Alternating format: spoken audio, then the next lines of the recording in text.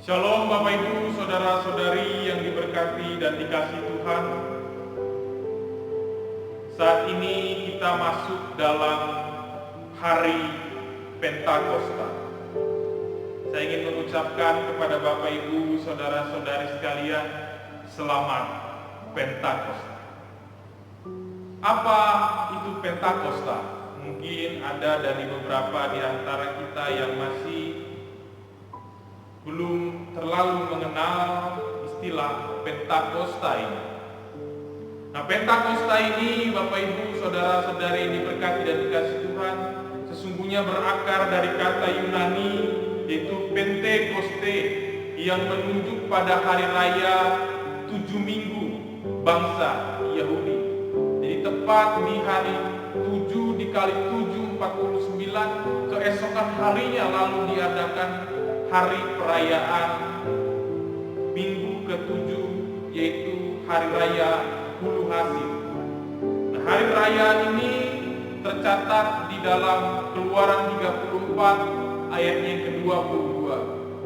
Hari raya Hulu Hasil juga sama artinya dengan buah sulur, yang juga kalau diingatkan menunjuk kepada pengorbanan Kristus di atas kayu salib.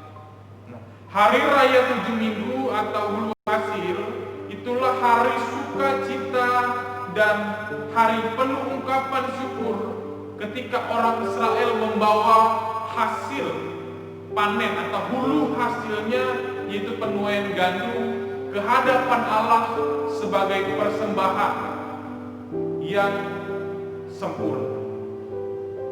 Ini juga mengingatkan kita bagaimana Yesus itu adalah persembahan di hadapan Allah. Sebab kalau kita memaknai angka 7 daripada tradisi Yahudi, itu memiliki arti kesempurnaan.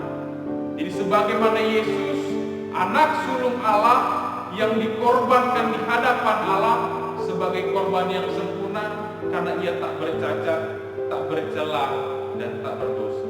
Nah, sedangkan perayaan Pentakosta pada Perjanjian Baru itu menjadi simbol atau lambang penuaian rohani gereja Kristen perdana, di mana ketika Roh Kudus itu dicurahkan melimpah kepada para rasul, sehingga pada satu hari tercatat dalam Kisah Para Rasul 3.000 jiwa orang diselamatkan dan mengaku percaya kepada Yesus.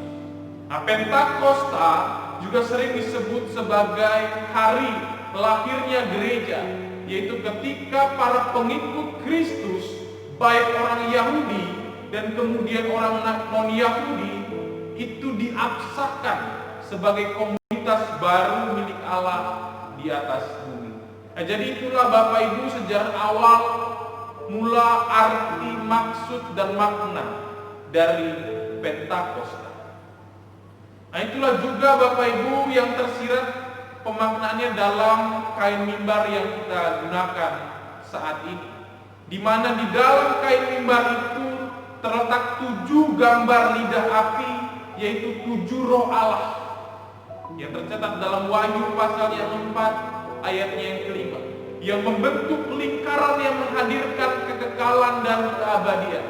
Dan kemudian ada gambar burung merpati yang menukik, yang menunjuk kepada pencurahan Roh Kudus pada hari Pentakosta yang tercatat dalam Kisah Rasul pasalnya yang kedua.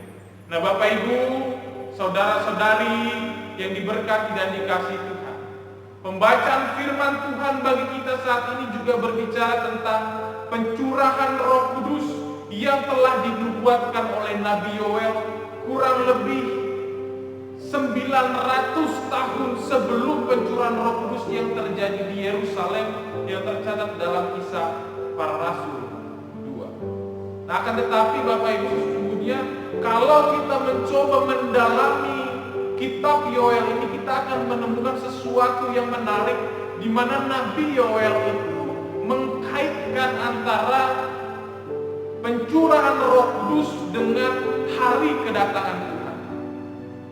Artinya bahwa pencurahan Roh Kudus tidak bisa dipisahkan dengan hari kedatangan Tuhan kelak. Akan tetapi kita akan tidak jauh melangkah ke sana, artinya kita akan tetap fokus saja dalam narasi kitab Yoel, di mana ia menubuatkan tentang pencurahan Roh Tuhan yang tercatat dalam Yoel pasal 2 ayat yang ke-28 dan ayat yang ke-29, sebagaimana yang akan kita renungkan pada saat ini. Maka itu Bapak Ibu, marilah kita memperhatikan pembacaan firman Tuhan saat ini. Dikatakan di sana Bapak Ibu di ayat yang ke-28 dan ayat yang ke-29, kemudian daripada itu akan terjadi bahwa aku akan mencurahkan Rohku ke atas semua manusia, maka anak-anakmu laki-laki dan perempuan akan bernubuat, orang-orangmu yang tua akan mendapat mimpi, teruna-terunamu akan mendapat penglihatan-penglihatan. Juga ke atas hamba-hambamu laki-laki dan perempuan akan kucurahkan Rohku pada hari ini. Ada beberapa hal yang ingin saya bagikan kepada Bapak Ibu yang saya garis bawahi dari pembacaan firman Tuhan kita saat ini. Yang pertama, itu kata yang tertulis di awal, yaitu kemudian daripada itu. Apa arti dari kemudian daripada itu? Bapak Ibu, hal ini sesungguhnya menunjukkan bahwa adanya peralihan dari satu kondisi ke kondisi yang lain, di mana ini menunjukkan kepada kondisi bangsa Yehuda yang sebelumnya itu mengalami bencana yang besar, yaitu tulah belalang yang membuat kehidupan mereka sungguh mengalami penderitaan dan kesesakan. Tetapi dalam nubuatan ini dikatakan oleh Yoel bahwa kemudian daripada itu, artinya ada satu kondisi pembaharuan, pemulihan yang akan terjadi bagi bangsa Yehuda setelah mereka sebelumnya mengalami begitu kesesakan dan penderitaan oleh karena mengalami tulah belalang. Lalu dikatakan setelah itu, aku akan mencurahkan Rohku. Hal ini Bapak Ibu mau menjelaskan tentang kedaulatan dan kemahakuasaan Tuhan, bahwa di mana Dia sendiri akan memberikan kekuatan dan kesanggupan bagi bangsa Yehuda, umatnya, untuk tetap bertahan, bahkan untuk tetap hidup dan bersaksi bagi kemuliaan. Dengan kata lain Bapak Ibu, kata aku akan mencurahkan Rohku ini ingin mengatakan bahwa Allah sendiri yang akan memberikan dirinya sehingga umatnya mendapatkan kesanggupan menghadapi masa sukar itu.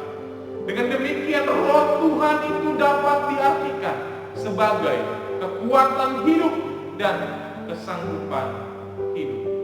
Hal yang ketiga Bapak Ibu yang saya garis bawahi dalam pembacaan firman Tuhan ini adalah kata ke atas semua manusia. Apa yang dimaksud dengan aku akan mencurahkan Rohku ke atas semua manusia?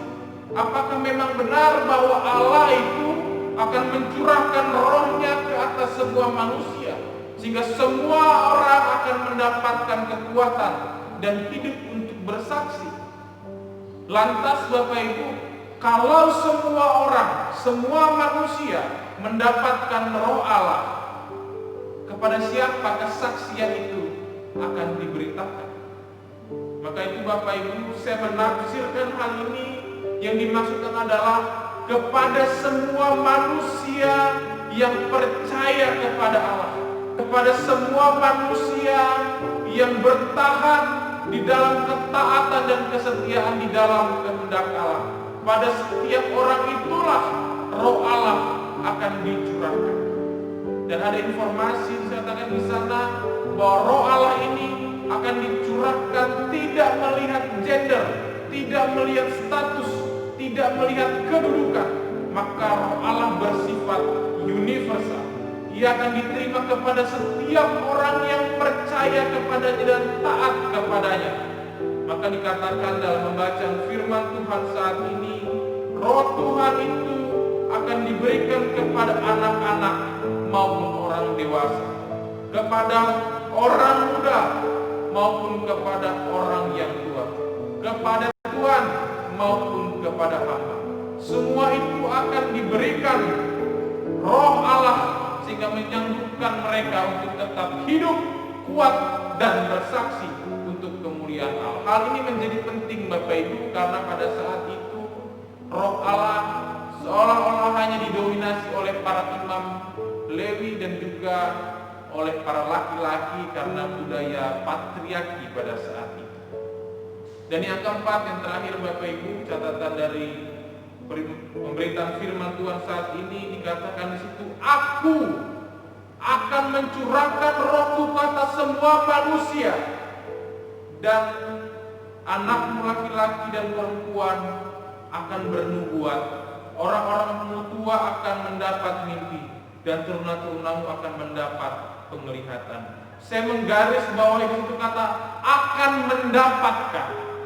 Artinya Bapak Ibu, hal ini menunjukkan bahwa Roh Tuhan itu akan memberikan kepada setiap orang yang menerimanya bukan hanya kekuatan dan kesanggupan, akan tetapi juga pengertian tentang kehendak Allah dan karunia-karunia rohani untuk meneruskan karya keselamatan Allah bagi dunia ini.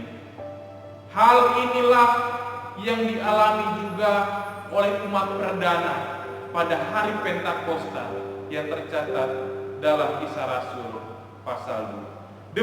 Dengan demikian Bapak Ibu, nubuatan Yoel pada perenungan firman Tuhan ini merupakan janji Tuhan bagi setiap orang percaya bahwa Allah akan setia menyertai umatnya sampai akhir kesudahan zaman, di mana pada hari-hari itu Allah sendiri akan berdaulat memberikan kekuatan, kesanggupan, pengertian, dan karunia-karunia rohani bagi umatnya untuk tetap hidup bersaksi bagi kemuliaan namanya.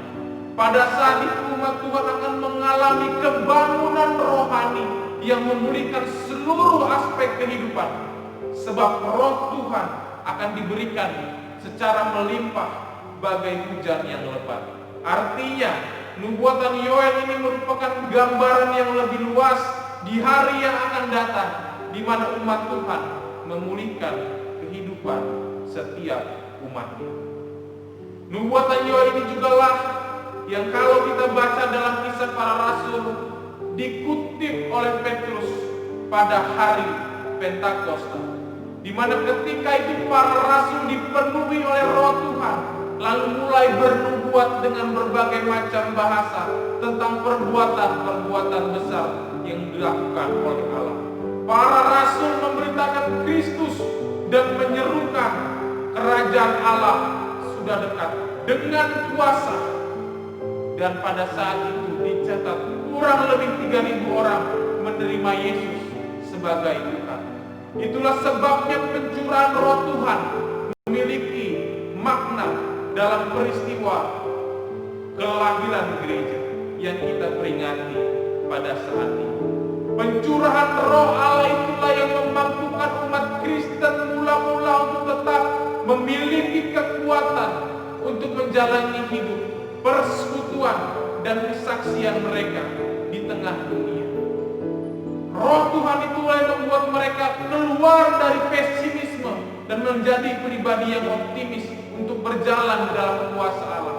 Walaupun pada saat itu Bapak Ibu, mereka harus mengalami banyak penyiksaan dan penganiayaan oleh tentara Romawi. Akan tetapi mereka tidak lemah, mereka tetap bertahan, mereka tetap kuat memberitakan Kristus dengan kuasa dan kemuliaan Allah. Hingga sampai saat ini kita menerima hasilnya, di mana gereja masih tetap berdiri tegak sampai detik ini. Nah, itu kira-kira Bapak Ibu landasan firman Tuhan yang boleh kita renungkan. Lalu tapi apa pemaknaan perenungan firman Tuhan ini bagi kita sekalian? Pertama Bapak Ibu, pencurahan Roh Kudus menyadarkan kita bahwa Roh Tuhan adalah kekuatan bagi kita untuk menjalani hidup dan kesaksian kita di tengah dunia. Roh Tuhan itulah yang membuat kita kuat dalam segala keadaan. Itulah yang dialami umat perdana pada peristiwa Pentakosta, sehingga lahirlah gereja, dan kesaksian itu tetap kita nikmati sampai saat ini. Maka Bapak Ibu Saudara-saudari yang diberkati dan dikasihi Tuhan, marilah kita hidup di dalam roh dan bukan mengandalkan kekuatan manusia yang terbatas. Pentakosta meneguhkan kita untuk terus memberitakan dan melakukan karya keselamatan Allah di tengah dunia. Maka itu Bapak Ibu Saudara-saudari yang diberkati dan dikasihi Tuhan, marilah kita menjalani kehidupan ini dengan senantiasa mengandalkan Roh Tuhan, sehingga kita dimampukan untuk menjalani hidup dan kesaksian kita di dunia. Sebab diingatkan oleh Yesus Bapak Ibu, pada hari-hari terakhir kedurjanaan akan semakin banyak dan kasih banyak orang semakin dingin. Tetapi orang yang bertahan sampai kesudahannya akan selamat. Maka itu Bapak Ibu tetap bertahan dalam menjalani kehidupan ini dengan mengandalkan Roh Tuhan yang dikaruniakannya bagi setiap orang yang percaya kepada Yesus. Yang kedua, Bapak Ibu Saudara-saudari yang diberkati dan dikasihi Tuhan, nubuatan Nabi Yoel ini berlaku untuk kita sekalian, bahkan untuk anak cucu orang percaya. Roh Kudus adalah hadiah cuma-cuma bagi orang yang menyerahkan diri dan datang untuk percaya kepadanya. Bapak Ibu, bersama Roh Kudus kita dapat mencapai hal-hal besar yang tidak pernah kita bayangkan dalam hidup kita.